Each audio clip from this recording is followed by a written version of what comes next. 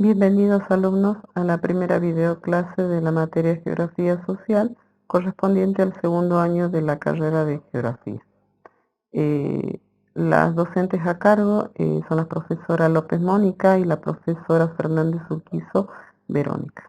Recuerden que esta materia es anual, así que por lo tanto durante el año vamos a trabajar con una distribución de 6 módulos, de los cuales vamos a tener 2 parciales con sus respectivos recuperatorios y la nota mínima para aprobar las mismas son de 6, ¿sí? Recuerden que también en plataforma ya está disponible los foros de actividades del módulo número 1 y 2 con sus respectivos foros de consulta. Y también recuerden de que es de suma importancia la participación de los mismos, ya que por un lado los va a ayudar a orientarse con respecto a los contenidos que vamos a desarrollar a lo largo del año, y también va a ser importante al finalizar el ciclo lectivo, donde va a plasmar sus notas en su condición de regularidad y en las notas finales, ¿sí? Así que bueno, les recomiendo que participen, realicen sus intervenciones, si tienen alguna duda, participen en los foros de consultas, que la profesora Mónica y yo vamos a estar a su disposición. En esta oportunidad vamos a trabajar con el módulo 1 del programa, donde seleccionamos algunos contenidos que a nosotros nos parece importante que ustedes vayan viendo y se vayan orientando. Entre estos contenidos es el objeto de estudio, de la geografía social, luego la demografía, a qué hace referencia la demografía, ¿sí? Luego los recursos naturales, ¿qué son los recursos naturales? La clasificación, ¿sí? Los tipos de recursos y los tipos de gestión de manejo, ¿sí? Y por último, los factores de cambios demográficos, ¿sí? Estos son los contenidos que nosotros consideramos que es importante que ustedes vayan viendo y vayan analizando para poder trabajar a lo largo del año, ¿sí? Son contenidos básicos. Bueno, sabemos que la geografía social es una rama de la geografía, ¿sí? Que esta va a estudiar la relación del hombre sobre el territorio. Cuando hablamos del hombre, vamos a hacer referencia a la sociedad en su conjunto, y cuando hablamos de territorio, vamos a hablar sobre una porción de la superficie de la Tierra. Dentro de este territorio va a surgir un fenómeno bastante particular, ¿sí? Que son las relaciones de poder. Estas relaciones de poder solamente se van a dar por un grupo por una parte de la sociedad, ¿sí? Que va a ser el Estado. Entonces el Estado va a ejercer un poder supremo dentro del territorio, ¿sí? Y esto le va a interesar a la geografía social, ya que la geografía social entonces va a estudiar la construcción del espacio social sobre un territorio y las relaciones de poder dentro de este territorio. ¿Sí? Dentro de la geografía social existen muchas ramas, pero entre ellas nosotros, vamos a trabajar sobre la demografía. La demografía es la ciencia que estudia estadísticamente la estructura y la dinámica de las poblaciones humanas en un determinado momento histórico. Cuando hablamos de estructura, vamos a hablar de la composición de la población, ¿sí? Ahí podemos trabajar los grupos etarios y los géneros, ¿sí? El sexo masculino y sexo femenino. Cuántas mujeres, cuántos hombres hay en una determinada población. Y cuando hablamos de dinámica de población, vamos a hablar sobre el decrecimiento, los movimientos, ¿sí? Que hay dentro de esa población. Puede ser los movimientos vegetativos, ¿sí? Donde vamos a hacer referencia a los nacimientos, las defunciones, entre otros, y los movimientos migratorios, que serían las migraciones, las emigraciones. También va a hacer referencia a la distribución de la población. Dentro de la demografía vamos a tener varios instrumentos que nos van a servir para el estudio de la población. Estos instrumentos son los censos, los datos estadísticos y también la pirámide de población, que nos va a ayudar entonces a analizar la estructura y la dinámica de esta población, ¿sí? Otro de los temas importantes también que vamos a desarrollar son los recursos naturales. Los recursos naturales son los elementos que brinda la naturaleza a las sociedades para satisfacer sus necesidades. ¿Y qué necesidades va a satisfacer? La necesidad de alimentación, la de vivienda y la de vida en sociedad. ¿Sí? Estas son las necesidades básicas de la sociedad que bueno, que los recursos naturales van a satisfacer. Entonces, estos recursos van a ser importantes para el bienestar y para el desarrollo de la sociedad. Y dentro de la clasificación, ¿sí? Vamos a encontrar los recursos perpetuos o perennes, ¿sí? Los recursos renovables o de flujo, ¿sí? Y los recursos no renovables, perdón, agotables o de stock. ¿Sí? Ahora vamos a hacer una descripción detallada de cada uno de ellos. Bueno, tenemos los recursos perennes o perpetuos, ¿sí? Los recursos perennes no se agotan por su uso excesivo, ¿sí? Por más que nosotros consumamos excesivamente, no se van a agotar. Entre ellos está la energía solar y la energía eólica. Luego tenemos los recursos renovables. Estos recursos renovables no se agotan, ¿sí? ¿Por qué no se agotan? Lo que sucede es que pueden volver a su estado original o se regeneran más rápido de lo que consumimos, ¿sí? O sea que con un adecuado manejo pueden ser renovados respetando su ciclo de recuperación biológica. ¿Sí? Dentro de esta clasificación tenemos los recursos renovables con gestión sostenible. Estos son críticos, ¿sí? Son renovables siempre y cuando las políticas estatales de gestión acompañen el correcto uso del mismo. Por ejemplo, los suelos fértiles, la flora, la fauna, ¿sí? El agua subterránea, los paisajes. Estos son bueno, los recursos de gestión sostenible. Luego tenemos los recursos renovables en sentido estricto. ¿Sí? ¿A qué hace referencia? Se caracterizan por ser naturalmente renovables independientemente del uso que le dé la sociedad. ¿Sí? Por ejemplo, el agua limpia, el aire puro, ¿sí? La energía oceánica. Esta hace referencia, bueno, a la energía transportada por por las olas del mar. Después tenemos la clasificación, bueno, perdón, los recursos no renovables, agotables o de stock, ¿sí? La característica de este tipo de recurso es de que se regenera muy lentamente, ¿sí? Y al ser utilizados no pueden ser regenerados. Además se consideran no renovables porque su tasa de consumo supera la recuperación, ¿sí? Por ejemplo, los minerales y los combustibles fósiles son bueno, un claro ejemplo, ya que la velocidad de su formación es extremadamente lenta, o sea que demora millones de años en regenerarse, ¿sí? Y lo que hace que se considere no renovable. Dentro de este tipo de recursos vamos a encontrar los destructivos, ¿sí? O de consumo por uso, los reciclables o reutilizables y, bueno, los potencialmente renovables. Dentro de los recursos no renovables destructivos o por consumo por uso, son aquellos que poseen una lenta recuperación. Por ejemplo, el petróleo, el carbón, el gas, ¿sí? Luego tenemos los recursos no renovables, reutilizables o reciclables, que son aquellos que se agotan por stock, pueden ser fundidos o reutilizados una y otra vez, como por ejemplo, bueno, los minerales metálicos, como por ejemplo el oro, la plata, el plomo, el cobre, el hierro y el zinc.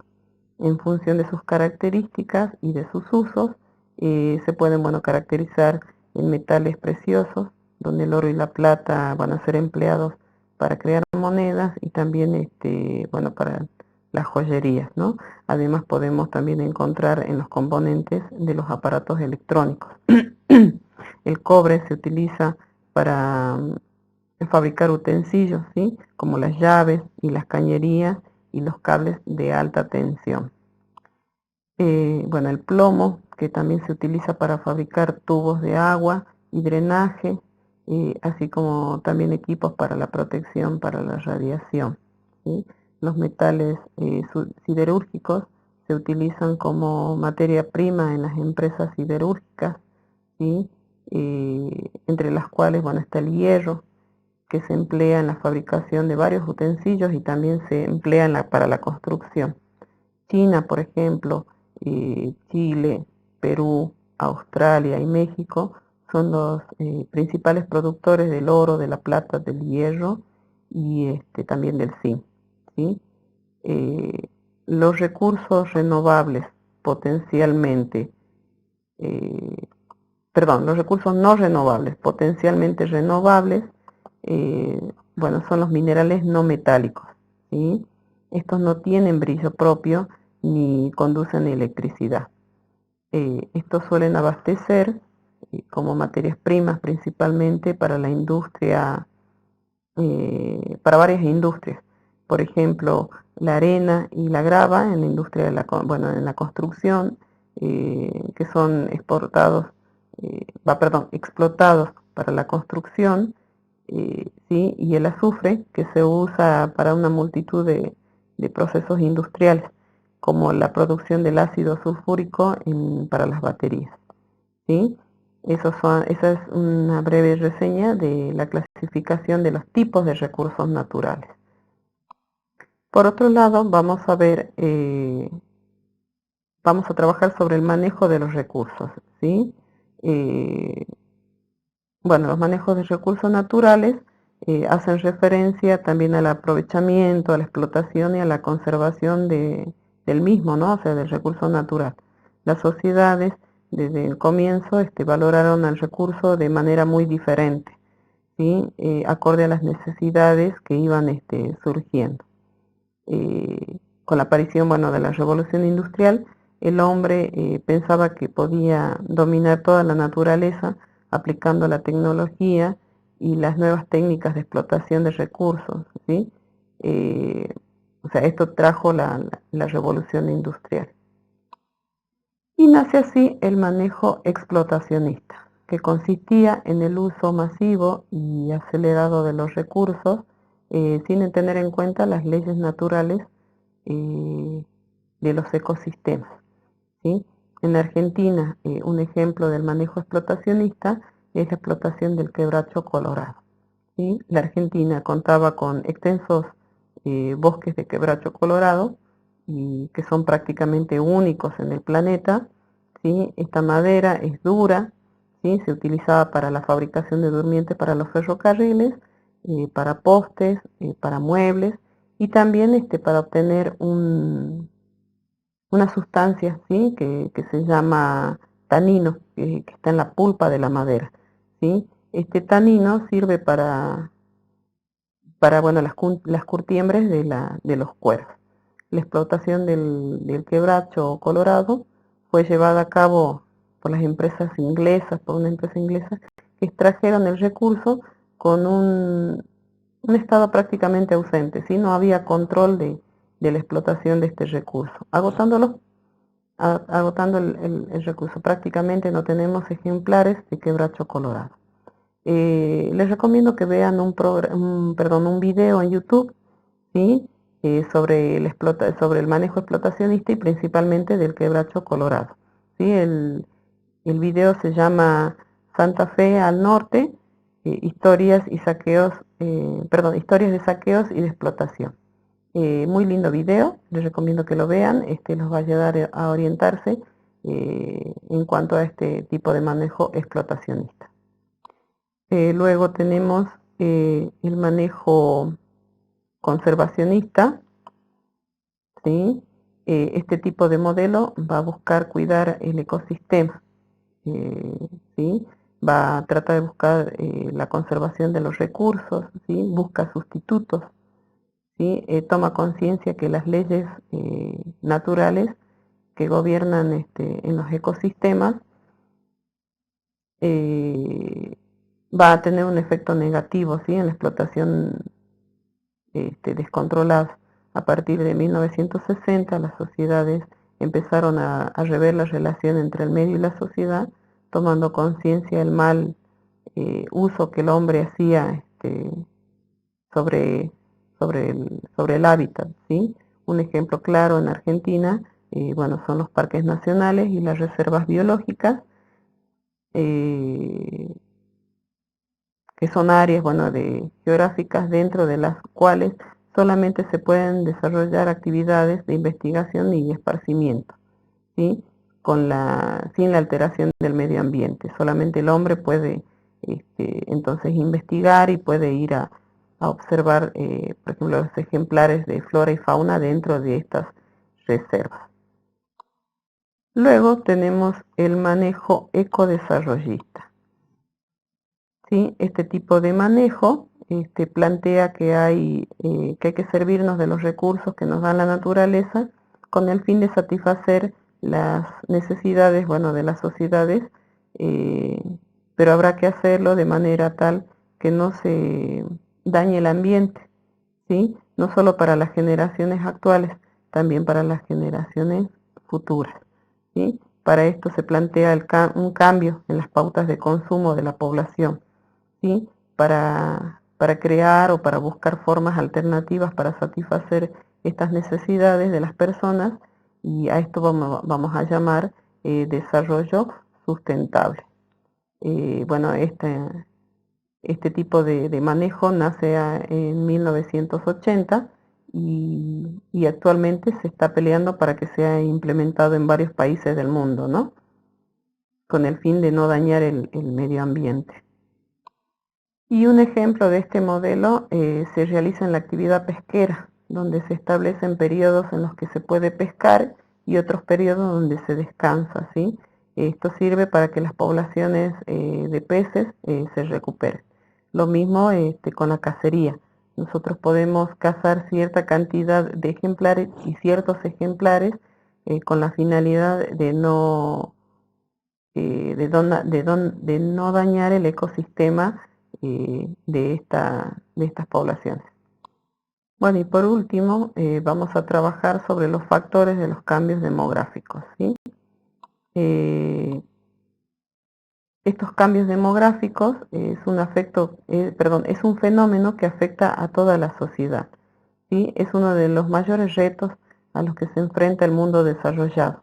Es un fenómeno, bueno, que va a afectar como decía, a toda la sociedad. Sus consecuencias implican desequilibrios y altos costes que amenazan, bueno, la sostenibilidad de los sistemas sociopolíticos, ¿sí? Entonces estos cambios van a hacer referencia a las alteraciones que ocurren en los grupos de personas, tales como la composición y la variación en el número total de los individuos de una población, ¿sí? Bueno, se deben a los nacimientos, a las defunciones, al envejecimiento de la población y a los movimientos migratorios, ¿sí? Desde un enfoque cuantitativo vamos a observar distintos factores del cambio demográfico, ¿sí? Estos factores nos van a ayudar a comprender el porqué de ciertas estructuras poblacionales, ¿sí? Pueden ser el factor económico, el político, el social y el cultural, ¿sí? Un factor importante dentro de de estos cambios demográficos es el factor económico. Es muy notable la manera en que la población mundial se mueve en busca de una mejor calidad de vida, ¿sí? Creando grandes desequilibrios regionales. Desequilibrios, por ejemplo, en cuanto a la producción, a la distribución y al consumo, generando desempleo, escasez, sobreproducción, sobrepoblación, endeudamiento, daños en el medio ambiente, también, ¿sí? Estos desajustes provocados por grandes movimientos poblacionales son característicos, bueno, del sistema capitalista mundial. Por ejemplo, países como China, ¿sí? Aumentaron notablemente la población, ¿sí? Debido a su economía altamente diversificada, y es el principal exportador de bienes y servicios a los países o a los mercados de Estados Unidos, Hong Kong, Corea del Sur, Japón, ¿sí? Por otro lado, bueno, las oportunidades en China son importantes, poseen una fuerte inversión en cuanto a la estructura, ¿sí? Eh, Inversión en cuanto a lo público, un incremento de las capacidades de adquisición en la población, también un aumento de la clase media, entre otros. Bueno, otro factor importante en los cambios demográficos va a ser el factor político, ¿sí?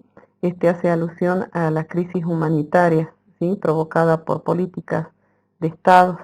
Las poblaciones se ven forzadas a abandonar su lugar de residencia o, bueno, su territorio, ya sea por guerras o por constantes conflictos dentro de lo político.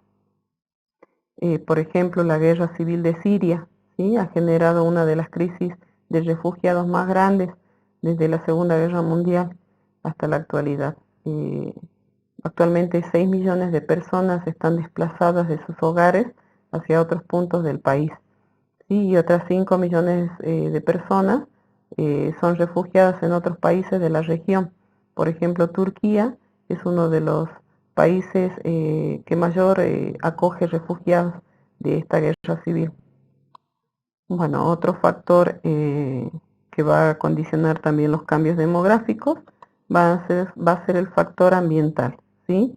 Estos son productos, bueno, por la contaminación en las grandes ciudades, en las grandes metrópolis, la contaminación visual, auditiva, la hidráulica, ¿sí? Estas son productos, bueno, de las grandes concentraciones de población. Eh, la gente busca migrar hacia otros lugares donde mejoren su calidad de vida. Por ejemplo, eh, los habitantes de la ciudad de Buenos Aires van a migrar a la provincia de Buenos Aires. Por lo general, estas migraciones son de región a región, ¿sí? Son de escala regional. Y bueno, otro factor importante dentro del cambio demográfico es el factor social, ¿sí? Este factor tiene que ver con el individualismo en las sociedades modernas, ¿sí? Este fenómeno se lleva a cabo, bueno, con frecuencia en sociedades grandes y complejas. Eh, Tal fenómeno hace que la unidad familiar se contraiga privilegiando metas de superación individual, ¿sí? Por ejemplo, metas académicas, metas laborales, ¿sí? En lugar de tener hijos. En este caso, son vistos como bueno, los hijos en este caso se ven como un impedimento, ¿sí? Para la realización de de esta superación, digamos, o de estas metas individuales, ¿sí? Un claro ejemplo serían los países europeos, ¿sí? Por ejemplo, en los países de Latinoamérica nos caracterizamos por tener familias numerosas. En cambio, en los países de Europa, fíjense cómo tienen un hijo o no tienen más de 2 hijos, ¿sí? Ellos